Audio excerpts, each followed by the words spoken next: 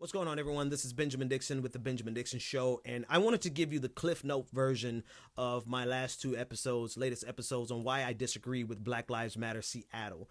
I put emphasis on Seattle because it has not been made clear whether or not that organization is officially sanctioned by the National Black Lives Matter organization, or whether or not the national organization knew about the action that took place in Seattle. So because they have not made that clear, the only thing they've made clear is that Black Lives Matter, the national organization, has not requested that those young women apologize. They have not started any type of campaign, and you can see that information on their Twitter feed at Black Lives Matter, at BLK Lives Matter. Now, before I even begin, and give you the short version, because there's 2 hour-long podcast on it, and there's an article at If You Only News where you can get the full insight.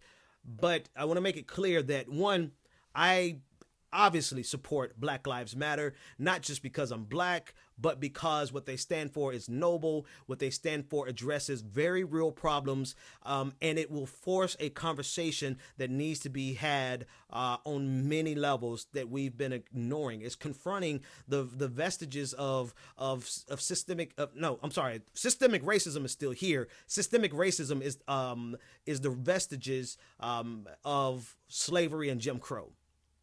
So they're addressing those things in a very methodical, systematic way up until this point.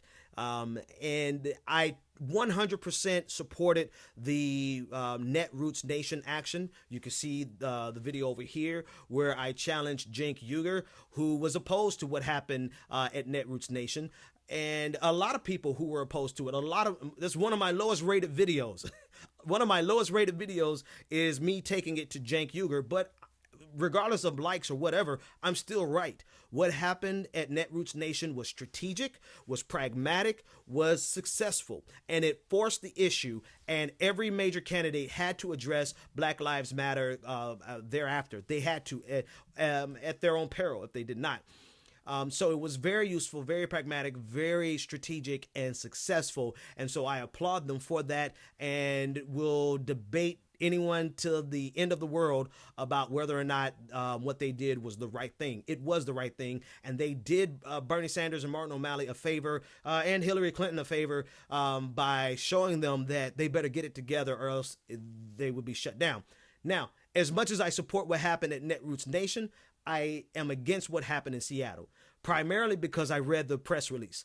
The press release from Black Lives Matter Seattle began and ended with a hashtag which showed insight into the mentality of the two women who protested, Marissa Johnson and Mara. I don't have her last name in front of me. They went underneath the hashtag of Bow Down Bernie. And that shows a very immature understanding of equality. That shows a fundamental misunderstanding of what happens when people are equal. If you want true equality, no one bows down to anyone. No one is subservient to anyone.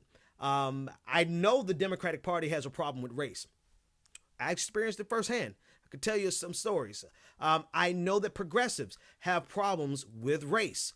Read my comment section. The ones, I don't censor anything except for one video. There's that one video I censored comments. But every other video, go and look at some of the comments from some of the progressives that lurk around.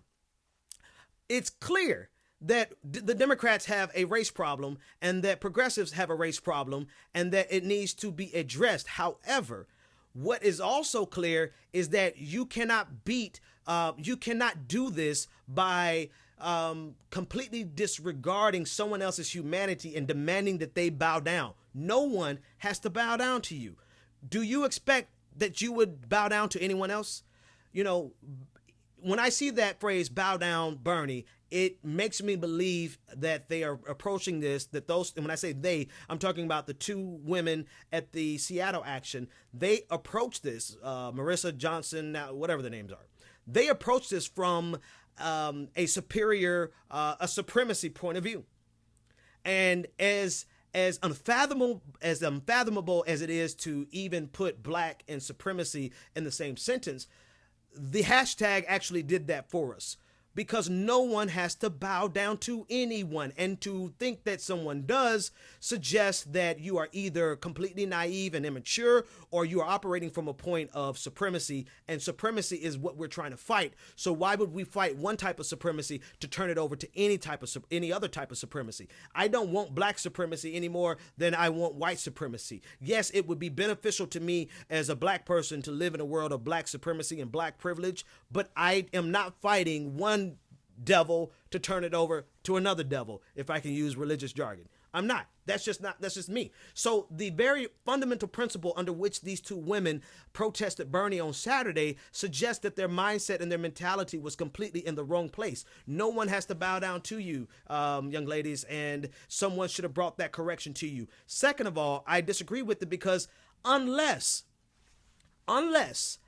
the leaders, the national leaders of Black Lives Matter, who have been in the background working with these politicians and their campaigns to ensure that the campaigns address the real problems of white supremacy and systemic racism in the United States. Unless those national leaders came and said, listen, Bernie Sanders is not cooperating.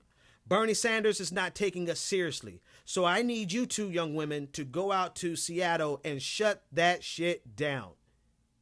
Unless they said that, then what you did on Saturday was not only philosophically offensive, but it was pragmatically offensive because it was not strategic and it did not forward your cause any further than what Netroots Nation had already done. So that's the Cliff Note version. That's why I am totally against. Now, I will retract everything I've said if Black Lives Matter comes out and says, yes, we've been talking to Bernie and Bernie has not been taking us seriously, and so we sent those two young women out there to shut it down. Then I would say, you're damn right. You should have done it. That's how you do it. But something tells me, with the amount of silence and ambiguity that they have been tweeting and not tweeting, something tells me that those orders did not come from the national chapter. And if those orders did not come from the national chapter, then the people in Seattle have made a move that was not strategic.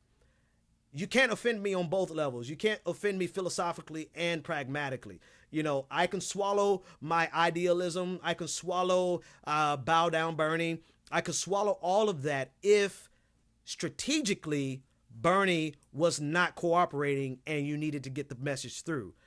But because I know better, I think that those two young women were just out there to make a scene and were not aware of what was actually happening in the background.